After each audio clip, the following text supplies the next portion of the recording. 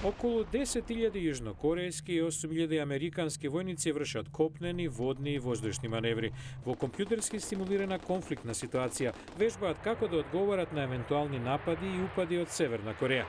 Контраадмиралката Лиса Франчети вели дека вежбата е дефанзивна, а целта да се зајакне оперативната вештина меѓу САД и Јужна Кореја. За да можеме да одвратиме секаков вид на дејство од Северна Кореја и да ја одбраниме Република Кореја.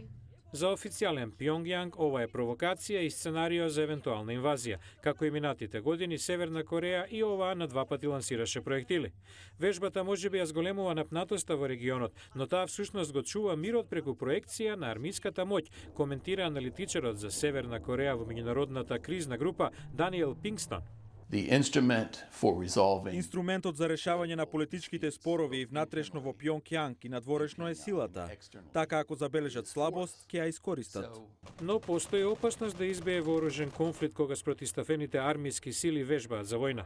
Пингстон вели највеќе е загрижен дека некои од севернокорејските команданти, индоктринирани дека САД и Јужна Кореја сакаат да извршат инвазија, би можел погрешно да ги прочита маневрите.